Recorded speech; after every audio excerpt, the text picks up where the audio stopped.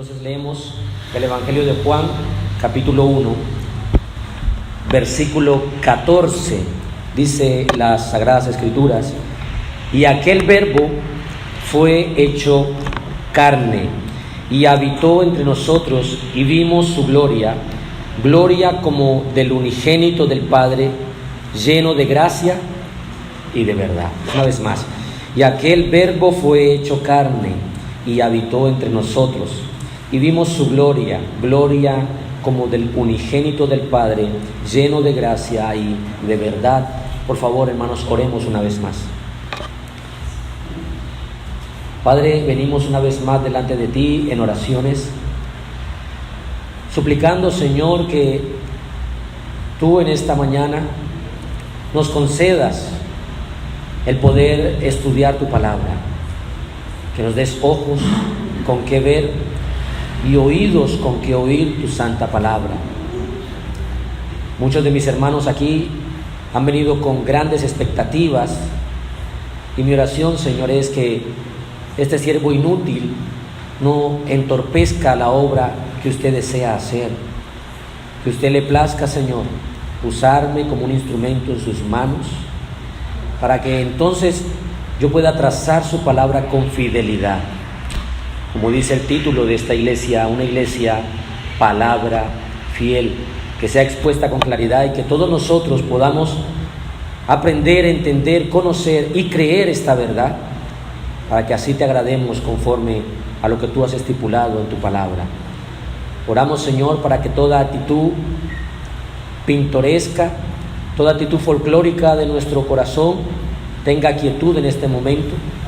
Nuestra alma se aquiete y descanse a escuchar la dulce palabra suya y alimentarse, Señor, de esas palabras que son vida eterna. Concédanos eso por los méritos de Cristo y asístanos con su Espíritu Santo. Amén. Amén. La gloria del Verbo encarnado. En los pasados estudios hemos estado observando todo el capítulo 1, desde el versículo 1 hasta el versículo 13. Y lo primero que estuvimos viendo fue que el Verbo, que es Cristo, es eterno. Lo primero que dice el versículo 1 de Juan es: en el principio era el Verbo, es decir, antes de que existiera lo que entendemos como el tiempo, ya el Verbo era, existía, ya estaba. Vemos la preexistencia de Dios o la eternidad de Cristo. Luego dice: el Verbo era con Dios, y aquí estudiábamos la coexistencia de Cristo con el Padre. Podía coexistir sin ningún inconveniente. Y tercero, el Verbo era Dios. Estuvimos descartando algunas falsas enseñanzas que se han estado promulgando tanto en el primer siglo como en estos tiempos. Después de esto estuvimos estudiando desde el versículo 2 hasta el 5. También vimos que el Verbo, que es Cristo, es creador, que por medio de él todas las cosas fueron hechas y realizadas, que en él estaba la vida y en él hay luz.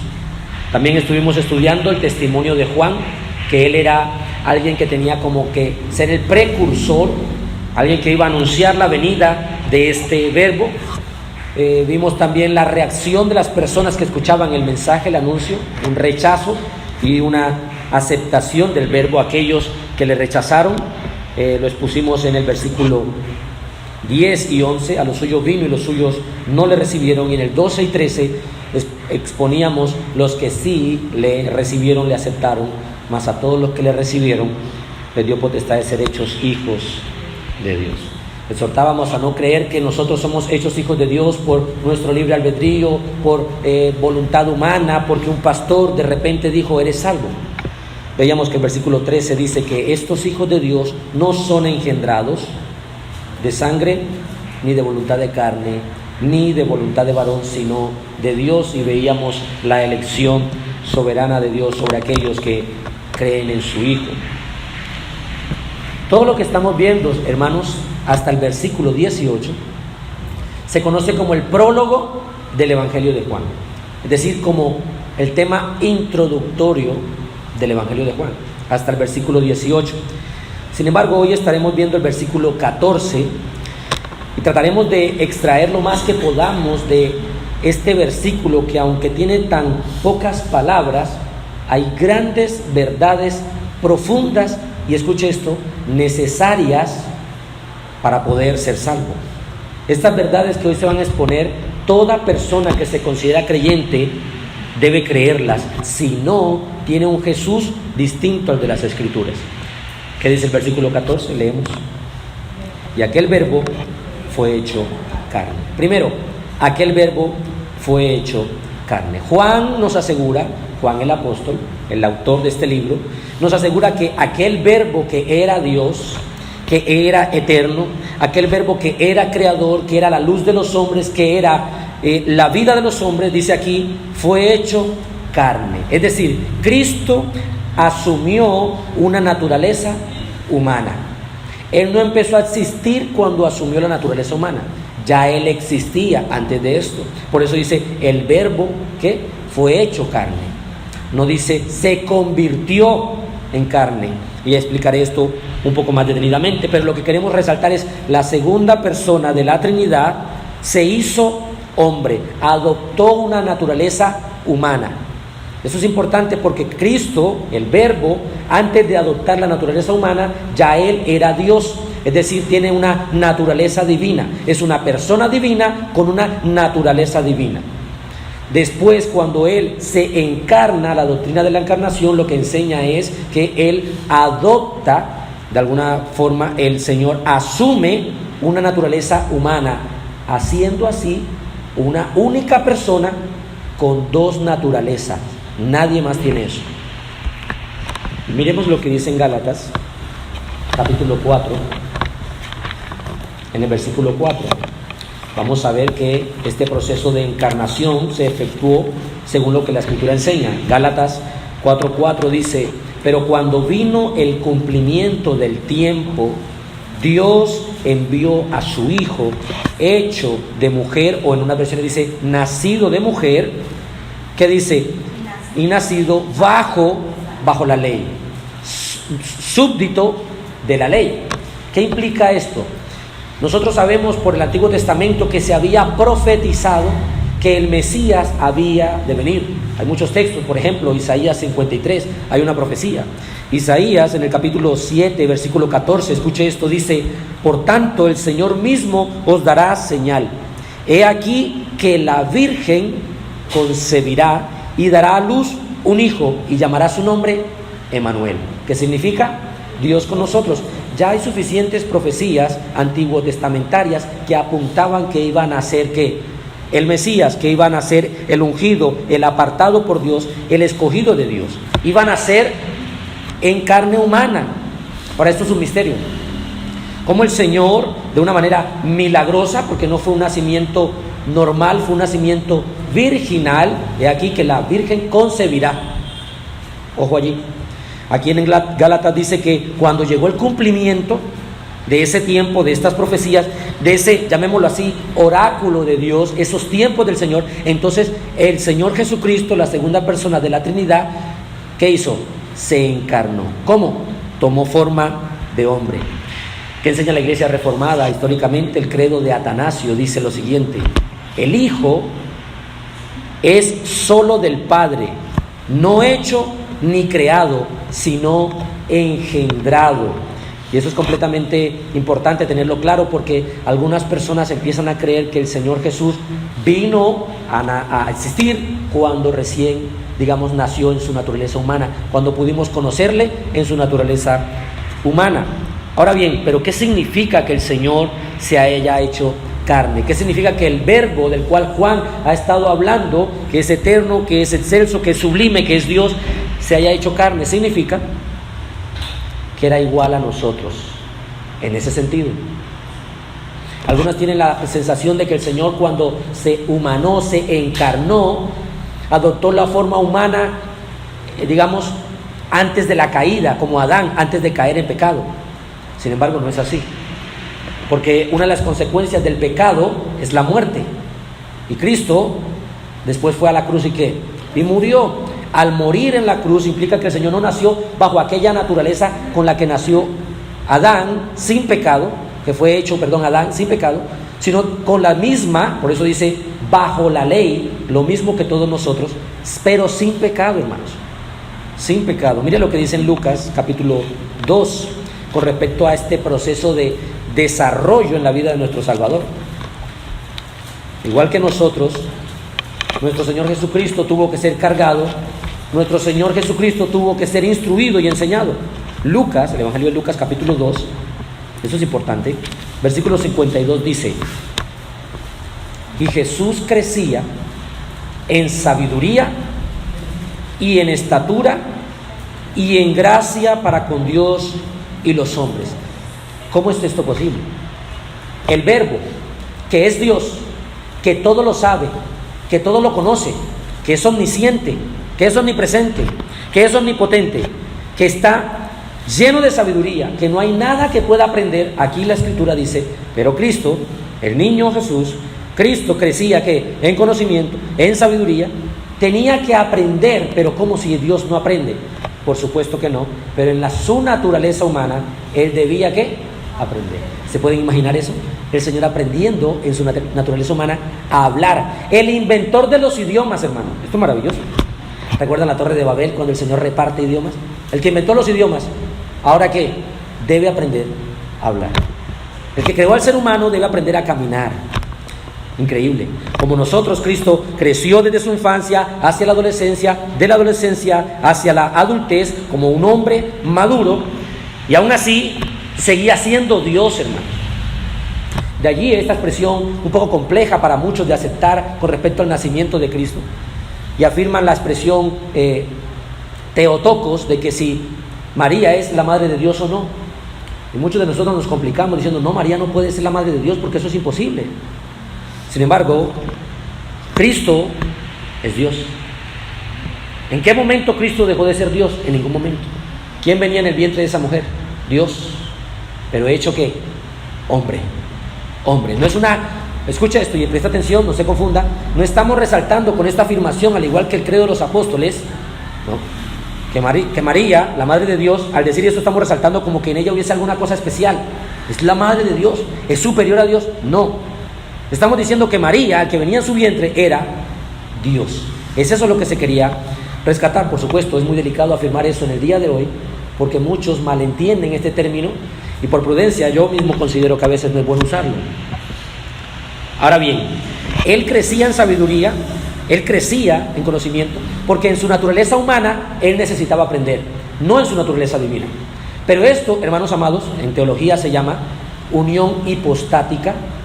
Y esta unión hipostática de Cristo implica que es una sola persona, no son dos personas, es una sola persona en la cual existen dos naturalezas, y esto es muy complicado o realmente imposible de explicar.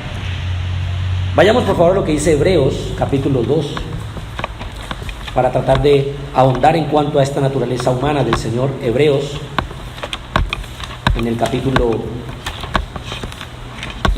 2, mire lo que dice el versículo 14, Hebreos 2, 14.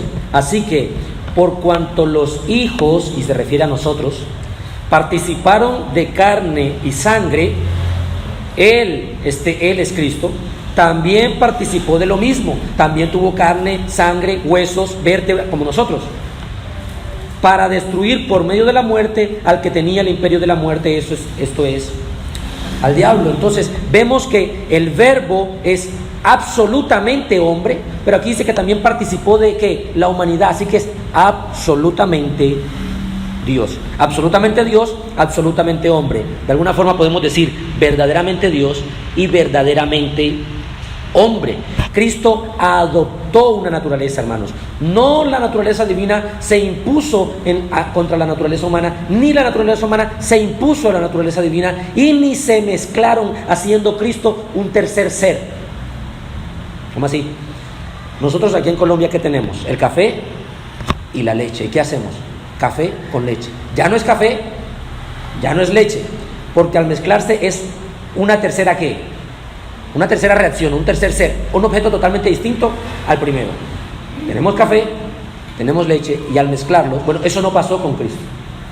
Por supuesto, esta analogía es infinitamente, diríamos, limitada para tratar de explicar esta realidad, pero eso no pasó en Cristo. No hubo una mezcla entre, digamos, su naturaleza humana con su naturaleza divina y salió Cristo. No, el Verbo es un ser divino, es la segunda persona de la Trinidad, pero voluntariamente quiso ¿qué? Adoptar la naturaleza nuestra, una naturaleza humana. ¿Qué implica esto? Que Jesús, y esto si quiere anotarlo por favor, es importante, no dejó de ser Dios cuando se encarnó. Cristo no dejó de ser Dios cuando se encarnó, pero voluntariamente quiso añadir a su naturaleza divina una naturaleza humana. Ahí mismo en Hebreos, vayamos al capítulo 4 por favor. Hebreos capítulo 4, una página más adelante, versículo 14 y versículo 15. Escuche esto: por tanto, teniendo un gran sumo sacerdote que traspasó los cielos, Jesús, el Hijo de Dios, retengamos nuestra profesión. 15. Porque no tenemos un sumo sacerdote que no se pueda compadecer de nuestras debilidades, sino uno que fue tentado en todo según nuestra semejanza, pero sin pecado. Vemos entonces que en el versículo 14 habla de su naturaleza divina, Jesús, el Hijo de Dios, y luego vemos que en el versículo 15 habla de su naturaleza humana, semejante a nosotros en nuestra ¿qué? Naturaleza. Vemos entonces que como nosotros, el Señor tuvo hambre, el Señor experimentó sed, el Señor comió, bebió, se cansó, aunque Dios dice que Dios no se cansa. Recuerda lo que dice en Isaías capítulo 40, los jóvenes que flaquean y se cansan, pero dice, Él da fuerzas al que no tiene que ninguna. Él no se cansa. Es lo que dice también, por ejemplo, en el Salmo, el salmista dice, Jehová no duerme ni tiene como una especie de adormecimiento, como lo que a veces hacemos, ¿no? Como cabeceando. No se adormece. El que guarda a Israel no duerme, no se cansa. Sin embargo, Cristo, que es Dios y que es hombre, se cansó. ¿Recuerdan aquella escena en la que los discípulos están en la barca y el Señor está agotado y está durmiendo? Y ellos están ahí batallando con la tormenta y el viento y están asustados y lo despiertan al Señor. ¿Se imagina usted despertar al Señor? ¿Sabe la cantidad de veces que nos despiertan y estamos en un sueño delicioso y cómo nos sentimos? ¿Se imagina decir si lo despertamos y si se enoja, cómo será? Era hombre, hermanos. Es increíble. Esta doctrina, hermanos, es la doctrina central del cristianismo. La encarnación de Cristo. Cómo Dios se hizo hombre. No existe esto en ninguna otra, permítaseme la palabra, religión. Los griegos en aquella época tenían esta noción de que los dioses de ellos, todo esto claramente es una absurdez, tenían de alguna manera intimidad con algunas humanas y entonces salían los semidioses como hijos de esos dioses. Pero ellos no tomaban forma humana. Ninguna religión enseña esto. Bueno, el evangelio, el cristianismo, se basa principalmente en esto. Dios se hizo hombre por nosotros. Es increíble, hermanos. Ahora, si se hizo hombre y la Escritura enseña, mire lo que dice en Santiago, después de Hebreos justamente, usted puede ir a Santiago capítulo 1. Puede surgir la pregunta, pero ¿cómo fue que Cristo fue tentado en el desierto? Santiago 1, versículo 13, dice, cuando alguno es tentado, no diga, soy tentado de parte de Dios, porque es tentado por parte de Dios. Porque Dios no puede ser ¿qué? Tentado por el mal, ni Él tienta a nadie. ¿Cómo? Dios no puede ser tentado.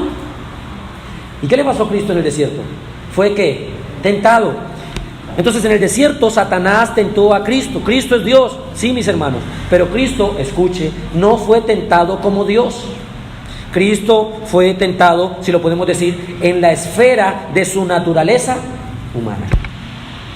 Y esto es importante, hermanos, porque si no entendemos esta distinción, aunque es una unión hipostática, nosotros logramos medio explicarla, pero no comprenderla totalmente.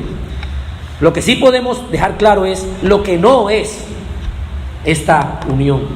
Y al final de esta primera frase explicaré algunas de las herejías que se desarrollaron en el primer siglo, para que usted se dé cuenta de lo que pasó. Ahora, de una manera incomprensible, esto es una realidad profunda, es una realidad inescrutable, inefable. No hay un lenguaje suficiente para explicar lo siguiente: lo infinito se volvió finito. Lo sobrenatural se sometió a sí mismo a lo natural. Lo invisible se hizo visible, lo eterno se conformó al tiempo. El creador ahora se hizo criatura. ¡Wow! Es impresionante. Sin embargo, no dejó de ser Dios en la encarnación. Cristo en todo momento siguió siendo Dios, solamente que adoptó la naturaleza humana. Escuchen lo que dice el credo de Calcedonia en cuanto a esta afirmación: creemos en un solo Señor Jesucristo, el Hijo de Dios, engendrado del Padre, unigénito, esto es, de la esencia del Padre, Dios de Dios, luz de luz, verdadero Dios de Dios verdadero, engendrado, no creado, coesencial con el Padre, por quien todo fue hecho, tanto en el cielo como en la tierra. Estos hermanos de antaño ya tenían muy claro este concepto. En el día de hoy, hermanos, nos encontramos ante la realidad de que muchas iglesias no predican la encarnación de Cristo. Es probable que muchos de ustedes que vienen de diferentes congregaciones jamás hayan tenido un correcto entendimiento de qué fue lo que sucedió. Y nuestro deseo no es desarrollar una especie de investigación temeraria en cuanto a los misterios del Señor, Dios nos libre, pero sí tener los conceptos claros de acuerdo a lo que la Escritura nos arroja como luz. Por ejemplo, Dios, la Biblia dice en Juan 4:4, Dios es espíritu. ¿Cómo un espíritu puede sangrar? Eso no es posible. Mire lo que dice en Hechos, vaya conmigo por favor, capítulo 20. Hechos, en el capítulo 20, Pablo, despidiéndose de los ancianos de la iglesia de Éfeso, les dice una verdad que es impresionante. Hechos capítulo 20, en el versículo 28, Pablo dice: por tanto, mirad por vosotros y por todo el rebaño en que el Espíritu Santo os ha puesto por obispos para apacentar la iglesia ¿de quién? Del Señor, de Dios, la cual ganó por su propia sangre. Pero Dios no sangra, es espíritu. Dios no es como nosotros. Alguna vez alguien preguntó: pastor, ¿Dios tiene neuronas? No tiene neuronas. Y entonces es espíritu. No podemos indagar más donde no podemos ir. Nosotros sí, tenemos este cuerpo material. Dios es espíritu, hermano. Sin embargo, en Cristo, en su naturaleza humana, sí derramó ¿qué? Su sangre. Él ganó, Él compró, Él adquirió como su propiedad, como suyo, perteneciente a Él, su pueblo, sus ovejas, sus hijos, su iglesia. ¿Y cómo la consiguió? ¿Cómo la ganó? ¿Qué dice Pedro?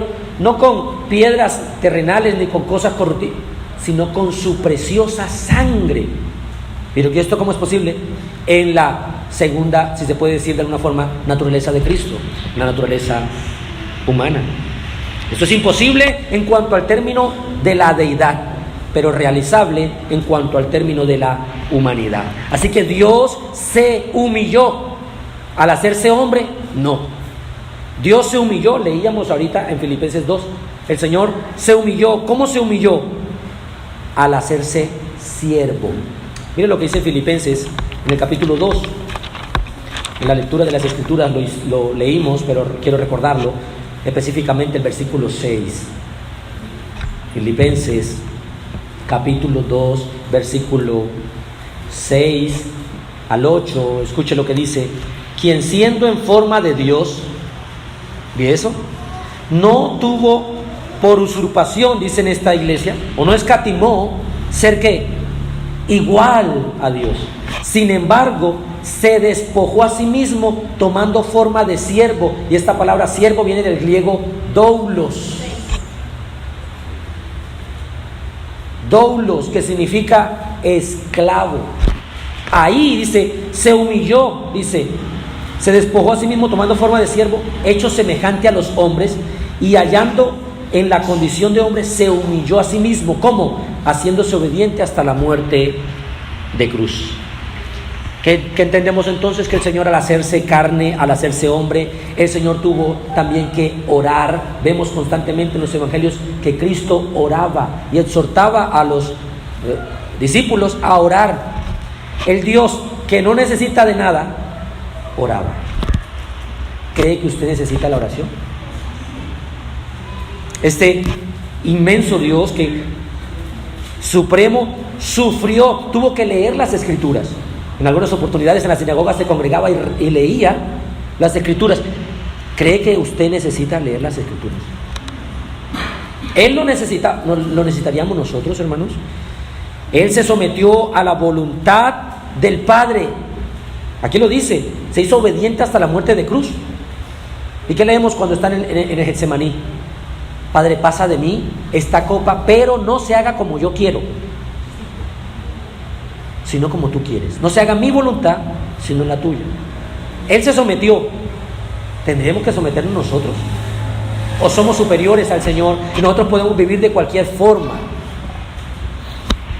Finalmente, en su humanidad, el Señor no solo comió, experimentó aflicción y todo lo demás. Recuerda cuando Lázaro muere, ¿qué dice? Jesús lloró. También lloró por la pérdida de un amigo. En su humanidad, hermanos, Él sufrió, derramó su sangre verdaderamente. Cristo murió verdaderamente, fue sepultado verdaderamente y ascendió verdaderamente al cielo. Y todo este tiempo era Dios, además de hombre. Es una verdad que debemos creer.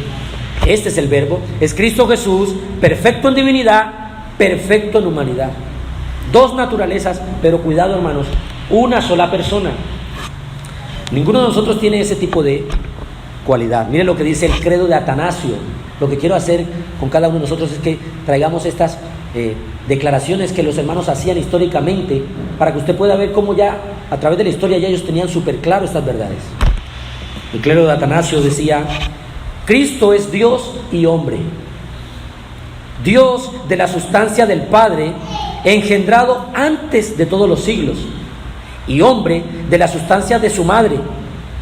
No es dos, sino un solo Cristo, uno, no por conversión de la divinidad en carne, sino por la asunción de la humanidad de Dios. No fue que Él se convirtió en hombre y dejó de ser Dios. No, Él es una persona divina, tiene naturaleza divina y adoptó, recibió, tomó la forma humana. Pastor, ¿qué deberíamos decir ante esta verdad? Primera de Timoteo, capítulo 3. Debemos unirnos con el apóstol Pablo y con las iglesias en esta verdad. Primera de Timoteo 3:16. Mire lo que dice: e indiscutiblemente es este misterio, el misterio de la piedad. Es inescrutable. ¿Y cuál es el misterio de la piedad? Dios, ojo allí, Dios ha sido manifestado ¿cómo? En carne. Solo esa frase, mis hermanos, constituye el eje principal del cristianismo. Dios se manifestó, se hizo carne, se encarnó, se humanó, fue manifestado en carne. Y por supuesto todo lo demás que sigue diciendo el versículo. Ahora, Cristo Jesús es esta persona que adoptó esta naturaleza. No dejó por ningún momento de ser Dios. Ya antes era Dios, en el principio era el Verbo estaba con Dios y el Verbo era Dios. Ya. Pero luego el Verbo se encarnó, se hizo hombre. Cristo entonces es ambas cosas. A veces en teología se pregunta a uno, Cristo, en cuanto a su realización de milagros, ¿cómo fue que se desarrolló? ¿Hizo los milagros por el poder del Espíritu Santo o por su divinidad como segunda persona de la Trinidad? Y la respuesta es sencilla: ambas cosas. Ambas cosas, mis hermanos. Ahora, escuche esto. Una de las doctrinas que más quiso atacar esta enseñanza era conocida como el arrianismo. Este hombre llamado Arrio enseñaba, y su doctrina es, de alguna forma, negaban la naturaleza divina de Jesucristo. Es decir, decían, Cristo era hombre, pero Dios no era, divino no era. Enseñaban que Cristo no siempre ha existido, no era eterno. Él existió a partir del nacimiento. Nosotros no creemos tal cosa. Ellos decían y afirman que hubo un tiempo en el que el Hijo no existía. Afirman que el Verbo no es eterno como el Padre. Los arrianos afirman que Jesucristo no es verdadero Dios. Cuidado porque en la actualidad hay una denominación llamada Testigos de Jehová que practica este tipo de enseñanzas. Ellos creen que Cristo no es Dios. Eso genera un sinfín de problemas en cuanto al tema de redención, de mediación y de temas que ahorita no podemos abordar. Pero esto ya en el primer siglo se estaba desarrollando. Querían atacar la doctrina principal del cristianismo, que es la encarnación. Ojo, una segunda doctrina que existió históricamente es los nestorianos. Ellos concedían que Cristo sí era Dios y también era hombre, pero decían que esta deidad constituía una persona distinta a la de la humanidad. No entiendo, pastor. Eran dos personas. Como eran dos naturalezas, también eran dos personas. No, Cristo es una sola persona, en la cual existen dos naturalezas. Cuando Cristo ascendió, hermanos, al cielo, ¿en qué naturaleza ascendió? ¿Divina o humana?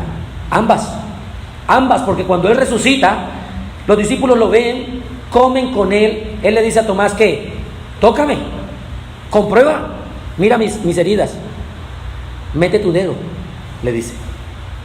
¿Estaban qué? ¿En físico o en espíritu? En físico, hombre.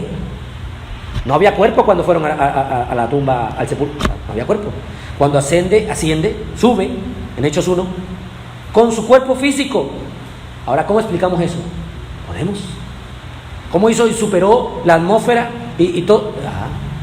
Tarea. No podemos, mis hermanos. Es imposible explicarlo con un lenguaje humano, porque es Dios. Sin embargo, estas personas decían que eran dos personas diferentes. Los nestorianos. Cristo era una persona divina y a veces se presentaba como una persona humana. No, Él en todo momento, sin división, sin mezcla, ¿ya? De ahí que es indivisible las dos naturalezas de Cristo en una sola persona, enseñan esta verdad. La iglesia siempre ha entendido que la frase fue hecho, porque estamos estudiando la primera frase nada más, y el verbo fue hecho carne, implica una unión. ¿Entiende esto? No dice se convirtió. Si podríamos decir una traducción mejor, podría ser llegó a ser carne. Por eso dice fue hecho carne. Ellos utilizan esta expresión de fue hecho como hablar de fue creado. Y lo que leíamos con los credos históricos es que Cristo no es creado, es imposible ni bíblico. Y una tercera falsa doctrina, y para continuar con la exposición, eran los seguidores de Eutiques. Ellos solamente ven a una persona en Cristo, hasta ahí pues van bien. Sin embargo, confunden las naturalezas y afirman que la naturaleza divina con la naturaleza humana se mezclaron y produjeron una tercera persona, que esa es Cristo.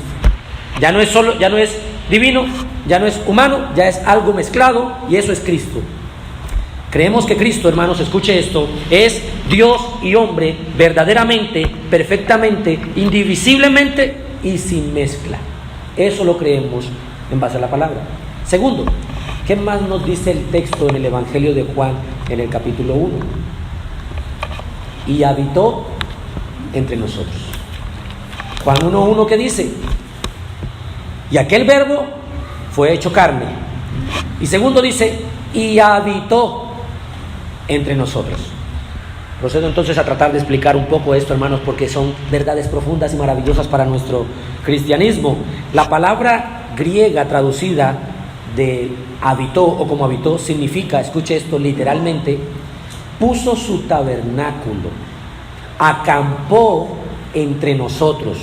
Es decir, habitó, vivió, fijó su tabernáculo en medio de nosotros. Y el evangelista Juan, el apóstol Juan, escogió detenidamente esta palabra en el griego, habitó, lo que los teólogos consideran como la palabra tabernaculizó. ¿Por qué utilizó esta palabra de hacer un tabernáculo, de fijar un tabernáculo, de poner un tabernáculo? Porque debemos entender escuche esto, que el pueblo de Israel, donde se manifestaba la presencia del Señor, la Shekinah, la gloria de Dios, eso se manifestaba en el tabernáculo, conocido como el tabernáculo de reunión. Se había puesto aparte. Todo el que quería tener comunión con el Señor, todo el que quería tener vínculo con el Señor, tenía que reunirse aparte y en el tabernáculo de reunión dialogar con el Señor, orar. Y ahí se manifestaba la presencia del Señor, el Emanuel, el Dios con nosotros. Ahora, ¿qué está haciendo Juan? Está diciendo, ese tabernáculo era una sombra o tipo ¿de quién? De Cristo. Estaba apuntando a Cristo, a que un día el verdadero tabernáculo de Dios iba a venir. Sin embargo, no fue el único símbolo que hubo. También después del tabernáculo existió lo que se conoce como el templo, en el cual cuando fue construido el templo de Salomón, el Señor visitó dicho templo con truenos, con relámpagos, con nubes, con sonidos estruendosos, manifestando que el poder de Dios, la presencia de Dios, la gloria, estaba allí. Ahora, la misma expresión para tabernáculo, cuando vayamos a estudiar en un par de meses el capítulo 2 de Juan, vamos a ver que Cristo mismo se refiere de sí mismo que es el templo, que este templo lo derribarían, pero en 3 días ¿qué? Lo reconstruiría, hablando de sí mismo como el templo. Por eso Juan utiliza esta terminología, apuntando al tabernáculo y al templo, al lugar donde reside Dios, donde reside la presencia, el ser de Dios. Ahora está diciendo, Cristo es ese tabernáculo de Dios, Cristo es ese templo de Dios. Y para nosotros, ¿qué podría hacer? No hay que ir a Israel, escuche esto, no hay que hacer un tour por allá para tener una experiencia personal con el Señor, para poder ir al muro de los lamentos y conocer es que allá se siente más viva la presencia. No, ¿verdad que no? ¿Qué enseñó el Señor Jesucristo en el Evangelio de Juan capítulo 4 cuando hablaba con la mujer samaritana?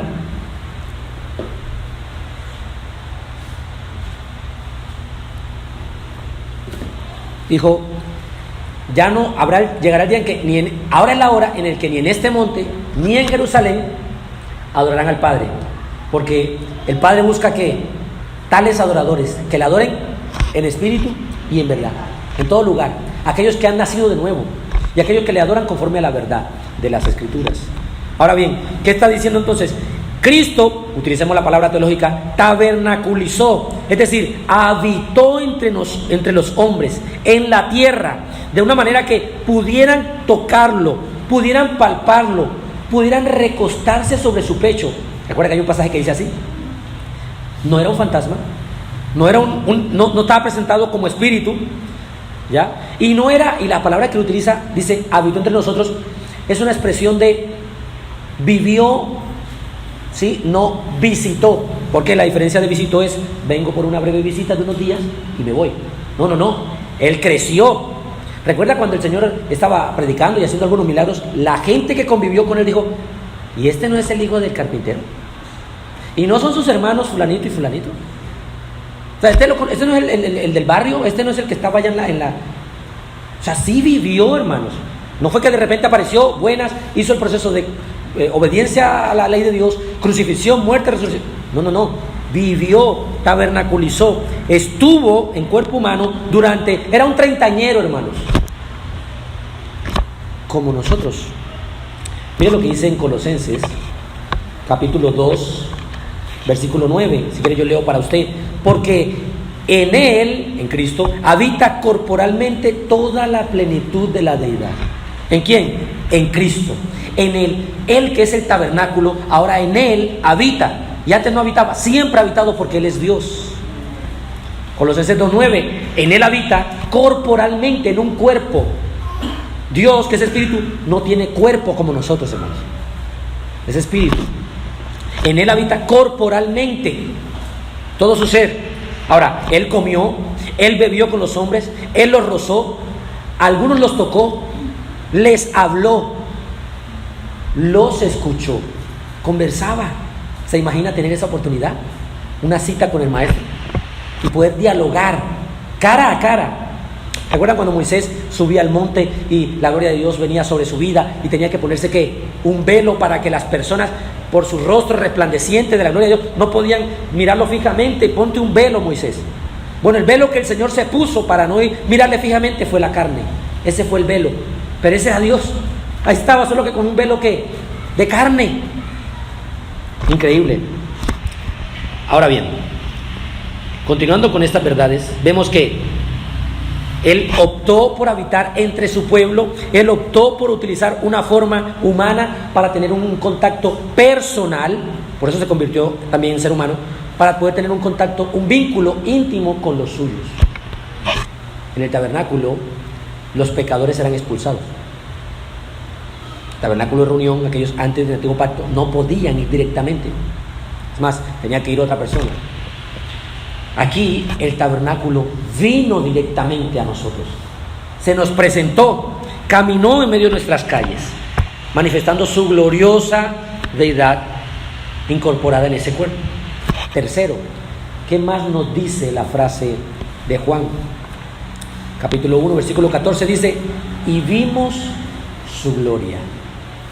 El Verbo se hizo carne y habitó entre nosotros.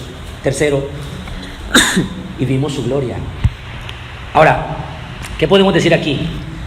Ya explicamos que en el ámbito de estaba velada su gloria, en un sentido de que no podía verse completamente, pero hubo un momento en que el Señor, digámoslo así, bajó el cierre de este velo de carne y permitió que sus discípulos vieran su gloria.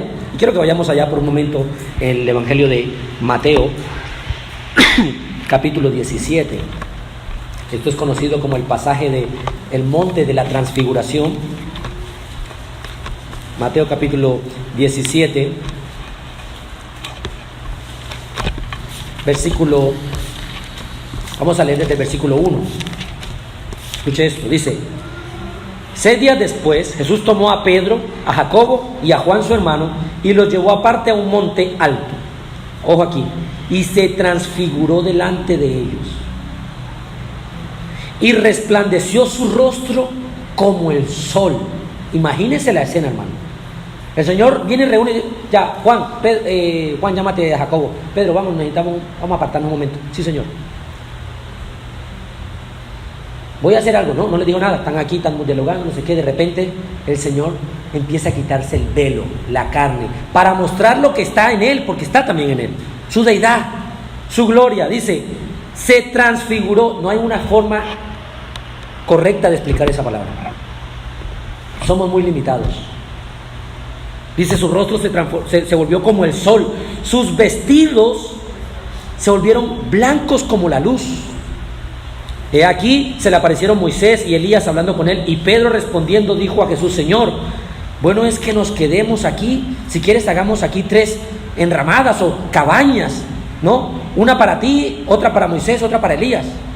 Escuche lo que pasa aquí. Mientras estaba aún hablando, ¿quién? Pedro. He aquí una nube brillante los cubrió, lo mismo que pasaba en el tabernáculo en el Antiguo Testamento. Y he aquí que una voz desde la nube que decía: este es mi Hijo amado, en quien tengo complacencia, a él oíd. Y estos hermanos, al sentir la presencia de Dios, la Shekinah, la gloria de Dios, empezaron a saltar, ¿no? Empezaron a gritar y a ponerse eufóricos. Dice el versículo 6: y oyendo esto, los discípulos cayeron sobre sus rostros y tuvieron gran temor. Wow.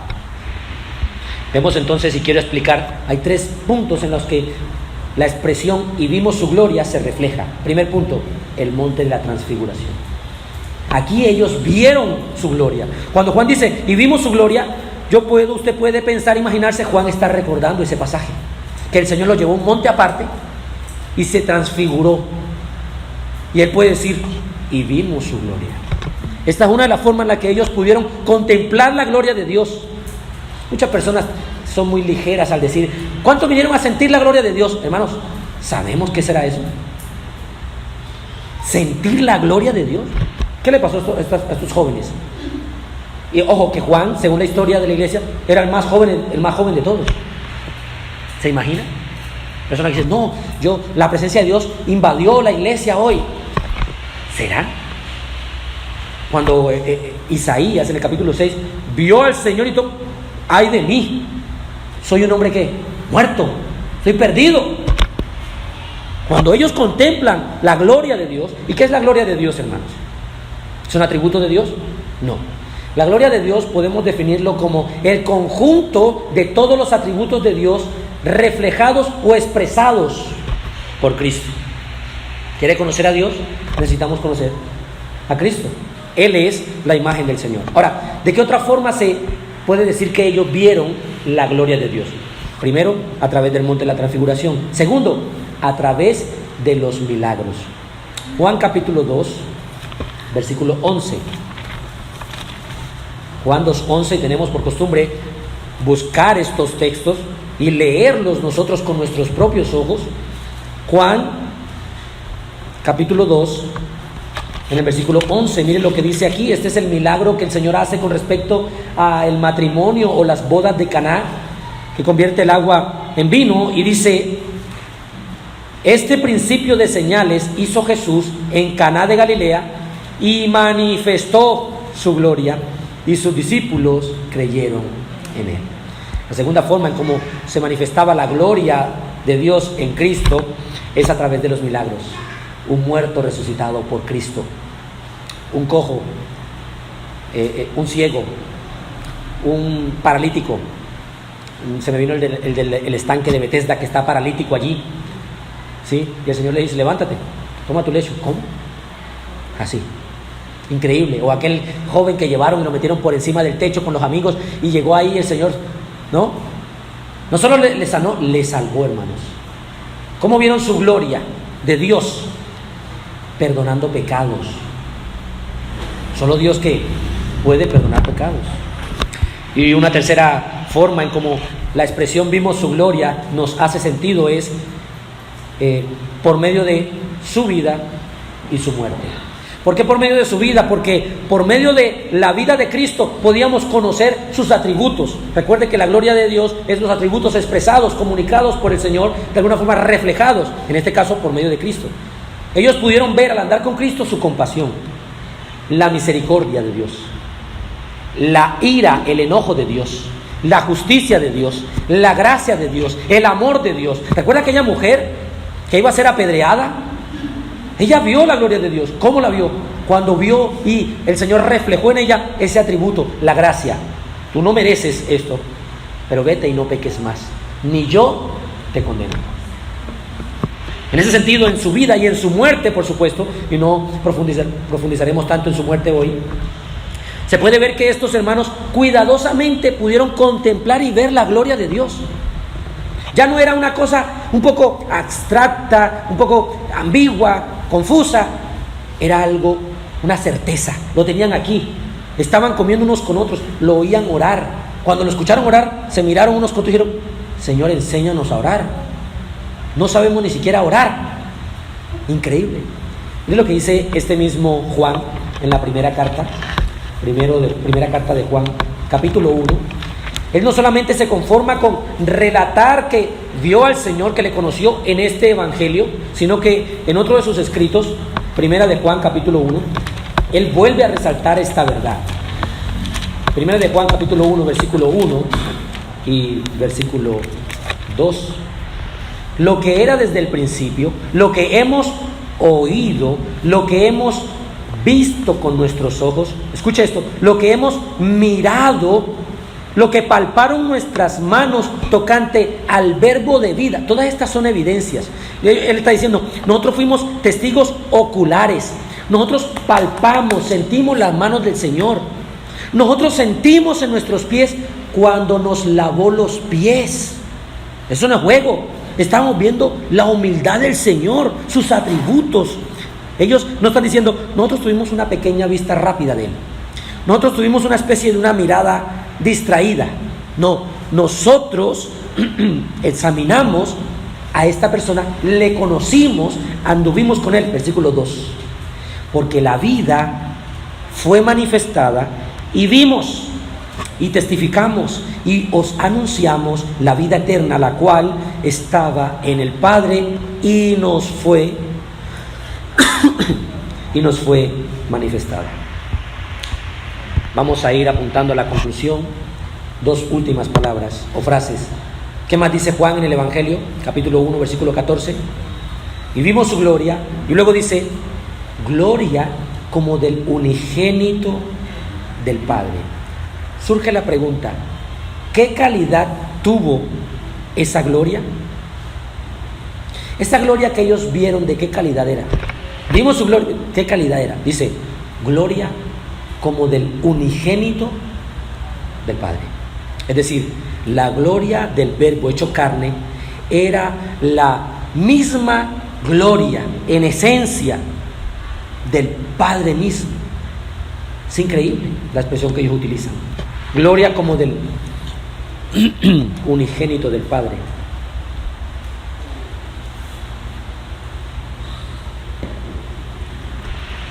Jesús, al manifestarse, mis hermanos, como hombre, siendo Dios, una sola persona, con dos naturalezas, Él mismo dijo en Juan capítulo 10, versículo 30, yo y el Padre, uno somos. Uno somos. Y esto habla de la expresión unigénito.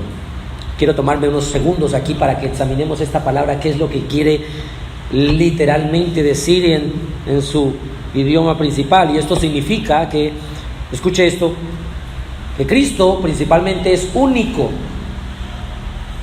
No solo único, pero principalmente es único. Él es el único que es igual a Dios. Es el único que procede de Dios. Es el único que tiene las virtudes de Dios. Es el único que puede coexistir a la par con Dios. El Verbo era con Dios. El único que puede hacer eso. ¿Y nosotros cómo es que vamos a estar allá delante del Señor? Por medio del único, del unigénito. Si sacamos a Cristo de la ecuación, si tenemos un entendimiento equivocado de quién es Cristo, entonces nosotros no tenemos un cristianismo. Nosotros tenemos otra religión, humanista, anímica. Creer en un Cristo diferente al Cristo que se presenta en las Escrituras es como creer que una roca lo puede salvar. Es una absurdez.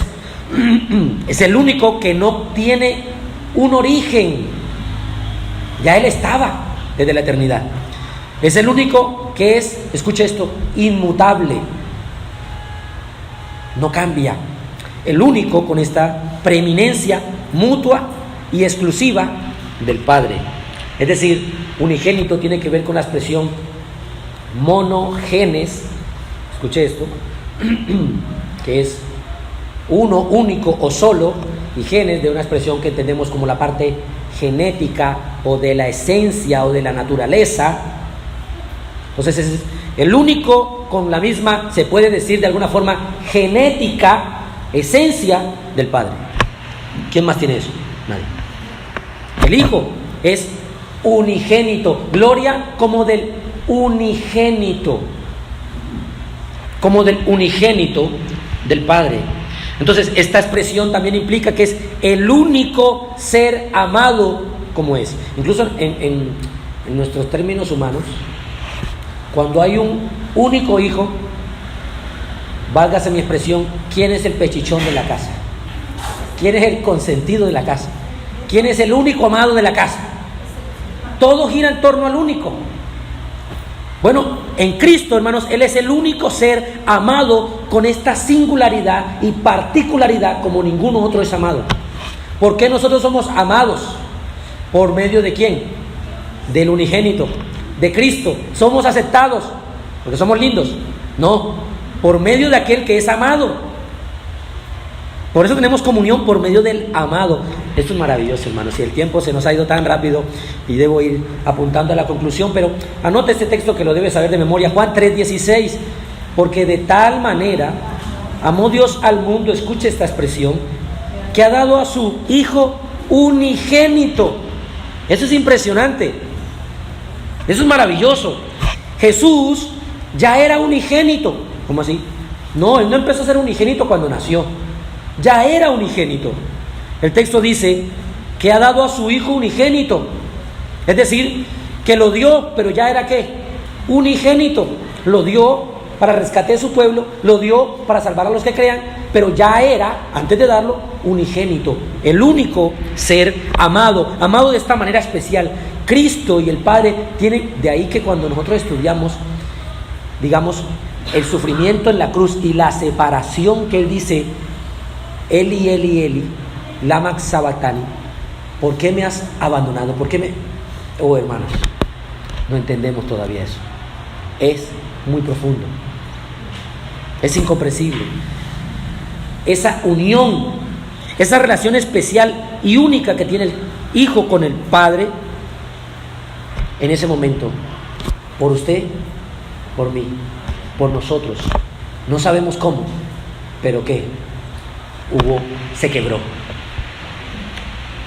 Yo tengo muchos textos aquí que voy a simplemente decir, y como estamos grabando las enseñanzas, usted necesita después escucharlo en la página y revisar estos textos en su casa. Pero en cuanto a la monogénesis o unigénito, es el Hijo amado en el cual el Padre tiene contentamiento. Ya leímos recientemente un versículo, Mateo capítulo 3, versículo 17, Mateo 17, versículo 5, Marcos 11, 1:11 y 9:7. Ahora, es el unigénito de Dios, como en el versículo que leíamos, Juan 1:18, Juan 3:16 y primera de Juan 4:9. Es el propio Hijo de Dios. El propio.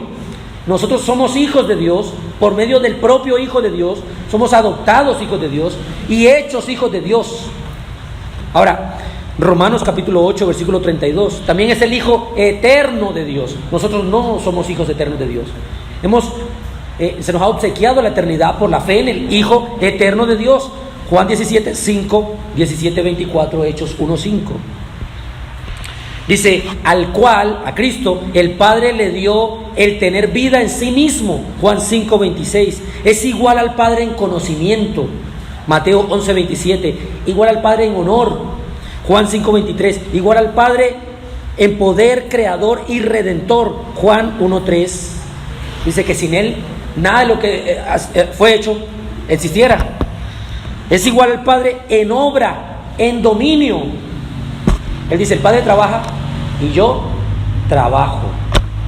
Oh, hermanos, este es el unigénito del Padre. ¿Y qué decían los hermanos de antaño con respecto a esta afirmación? El credo de Atanasio dijo, el Padre, el Hijo y el Espíritu Santo tienen una misma divinidad, una gloria igual y una misma majestad eterna. ¿Cuál es el Padre? Tal es el Hijo. ¿No? Increíble. Quinto y último punto de esta enseñanza. El texto termina diciendo, y el Verbo fue hecho carne y habitó entre nosotros, y vimos su gloria, gloria como del unigénito del Padre, lleno de gracia y de verdad. En Él, hermanos, en Cristo, cuando Cristo hablaba, cuando Cristo enseñaba, cuando Cristo proclamaba su doctrina, su enseñanza, podemos ver que era un favor inmerecido para los que los oían. ¿Quién era digno de oír tal mensaje? Nadie. Entonces se manifestaba ¿qué? Su gracia. Aunque los pecadores no merecían escuchar tal mensaje para que sus almas fueran salvas del castigo eterno que les esperaban y merecían, aún así el Señor decidió que no escatimó ser igual a Dios, dejar esa gloria excelsa que tenía allá, esa adoración de los ángeles, y descender hasta acá, hermanos, hasta lo más bajo de la tierra. ¿Para qué? Para por gracia, y solamente por gracia, proclamar las verdades que traen salvación al ser humano, seres humanos que eran culpables, que habían traicionado su verdad, publicanos, pecadores, fariseos. Él trajo su verdad y su gracia se manifestó ¿a quiénes? Mentirosos, fornicarios, adúlteros, orgullosos, arrogantes, altivos, injustos, asesinos, violadores. A todos manifestó una abundante, hiperabundante gracia. ¿Cómo? Dándoles el mensaje de salvación. No lo merecían. Escuchen, hermanos, no piensen pasado, no lo merecíamos. Y aún así, Él vino lleno de gracia y de verdad. ¿Por qué ahora de verdad? De gracia, ya lo explicamos. ¿Por qué de verdad? Porque recuerde que todas las cosas en cuanto a los efectos o leyes ceremoniales del Antiguo Testamento tenían el dedo apuntando al que había de venir, que es Cristo.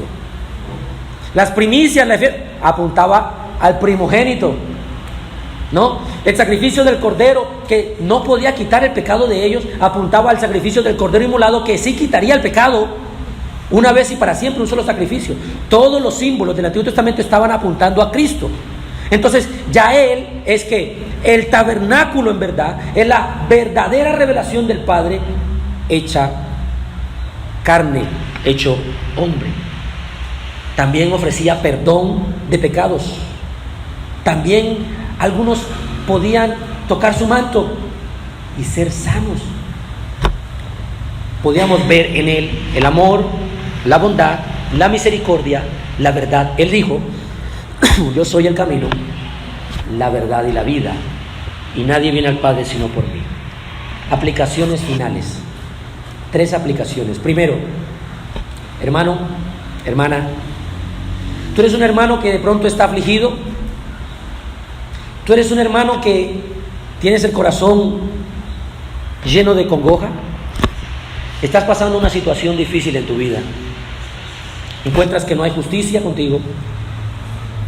Encuentras que cuando miras al mundo no hay verdad. No hay gracia ni misericordia. No hay perdón. Solamente experimentas dolor. Solamente experimentas sufrimiento. Parece que todos los males solamente viniesen a ti. Bueno, tenemos un sumo sacerdote que, como tú y como yo, también experimentó esos sufrimientos. Así que Él no es un Dios distante que no se compadece de sus hijos. Tu dolor, mi hermano, también es su dolor. Cuando nosotros lloramos por algo, Él nos acompaña en nuestro dolor, en nuestra aflicción. Porque Él que se hizo carne, Él se humanó, Él también se cansó, también sufrió como nosotros. Entonces, Él también fue juzgado injustamente. Conoce tu dolor, conoce tu aflicción, y escuche esto: Él sabe cuánto tiempo llevas luchando y luchando. Él sabe perfectamente por lo que tú estás pasando, aun cuando el predicador no tiene ni idea. Aun cuando nadie puede entender lo que tú vives, Él te entiende y te ama. Entonces, hermano, ve y refúgiate en ese poderoso Salvador, que es verdaderamente Dios, pero es verdaderamente hombre. No es un Dios indiferente con tu necesidad, es un Dios hombre que entiende tu dolor. Y Él te dice: ven y descansa en mí. Ven y refúgiate en mí. Confía en mí y espera en mí. Segundo, iglesia, este Cristo glorioso, este Cristo rodeado de santidad, este Cristo lleno de majestad, de autoridad, lleno de gloria, de gracia y de verdad, es digno de toda alabanza. Él merece toda nuestra alabanza, mis hermanos. ¿Qué persona deja y se despoja de todo su poder? ¿Qué rey se atreve a abandonar todas sus riquezas para ir con aquellos que mendigan en la calle, para identificarse con su dolor, vestirse con sus ropas y morir por causa de ellos? ¿Qué rey hace eso? Solamente Jesucristo. Solo Cristo, mis hermanos, fue y es el tabernáculo de Dios. No hay que ir a Israel, no hay que ir a Jerusalén. Él es el templo de Dios, Él es el unigénito de Dios, Él es el Rey de la gloria, Él es lleno de gracia y de verdad. Él merece tu adoración, iglesia. Él es el único que la merece. Así que nada detenga nuestra adoración a Dios. No importa la fealdad que nosotros contemplemos, la horribilidad de este mundo caído en el cual reina y gobierna el pecado, debemos mirar a Cristo como ese glorioso Redentor que vino por amor a nosotros, y en esa gloria en la cruz, verlo en gloria en la resurrección y verlo en esa gloria en la ascensión, sentado al lado del Padre para interceder por nosotros. Ese Cristo, ese que es verdadero Dios y verdadero hombre, merece nuestra alabanza. No ofrezcas menos que eso. Tus obras no le agradan al Señor. No puedes darle solamente unos pocos instantes de tu tiempo, iglesia. Él dio todo. ¿Qué dio el Señor por nosotros? ¿Un poco de su tiempo? Todo. Toda su sangre por nosotros. ¿Qué daremos por Él? ¿No es digno de dar todo? Y si requiere de nosotros su santa y soberana voluntad, nuestra vida, ¿no es merecedor de ella? Entonces, como segundo punto, animamos a los hermanos a que alabemos al Señor, porque Él es merecedor, Él es digno que nada venga a querer interponerse en la adoración. Que la familia va a cumplir años, yo vengo después del culto. Yo voy a adorar al Señor que me salvó, a ese que se hizo hombre, que tomó forma humana y que nunca será separado. Cuando Él vuelva, hermanos, en gloria, lo veremos tal cual es. De ahí que nosotros no creemos en este tipo de grabaciones de personas que tienen estas enseñanzas de que fueron allá y vieron a Cristo, era como una especie de sombra, era como una especie... No. Actualmente Él allá está totalmente hombre y totalmente Dios. Y esto sigue siendo un misterio glorioso, maravilloso. Tercero y último, amigo, tú que no eres creyente, tú que no eres cristiano, solo un Salvador como Cristo puede salvar a un pecador vil como tú. Solo un Salvador que tiene esa gloria, que tiene ese poder, como dice la Escritura, el único mediador entre Dios y los hombres, la única esperanza por la cual puedes ser salvo y no ir al castigo eterno, es Cristo, el verdadero Dios y verdadero hombre. Ven a Cristo, esta es tu única esperanza y quizá puede ser tu última oportunidad. No lo sabemos, pero Él es el único camino al Padre. Él es el único lleno de gracia y de verdad. Él, el Dios hombre, dijo: vengan a mí todos los que están trabajados y cargados. Quizá tú dices: pastor, pero yo no sé si soy escogido. Él no dice: vengan a mí los escogidos. Él dice: vengan a mí los que están trabajados y cargados. ¿Te sientes cargado por el pecado? ¿Sabes que estás mal delante de Dios? ¿No puedes con el peso de tu maldad en tu interior? Él dice: ven a mí. Pastor, pero es que usted no sabe los pecados que yo he cometido. Él no dice: vengan a mí los que han cometido pequeños pecados, pecados grises, no pecados oscuros. Él dice: ¿sientes algo de esta carga en tu vida? ¿Sientes que sabes que estás mal delante de Dios? ¿Has experimentado en tu corazón esta carga, este peso, esta tristeza, esta insatisfacción e infelicidad en la vida? Ven a mí. Observa quién te hace la invitación. No es un político, hermano. No es un predicador. No es un humano. Es Dios, hombre. Y promete algo que cumplirá. Y yo os haré descansar. ¿Sabes por qué no encuentras descanso? ¿Sabes por qué no hay satisfacción? ¿Sabes por qué no hay verdadero gozo y verdadera alegría, verdadera paz? Porque no has ido a Cristo. Quieres llenar en tu vida con vicios, con pecados, con deleites mundanos, con lo que sea, algo que solamente Cristo puede llenar. Así que ríndete a Cristo. ¿Te sientes sediento? ¿Te sientes vacío? Ven a la fuente de agua viva. Ríndete a Cristo, arrepiéntete de tus pecados y confiando en Él, creyendo en Él, recibiéndolo a Él, experimentarás la salvación que este Verbo encarnado le dijo al que estaba en la cruz: hoy mismo estarás conmigo en el paraíso. Pero esta promesa, querido amigo, es solo para los que creen en Él. Oremos. Señor Dios que estás en los cielos.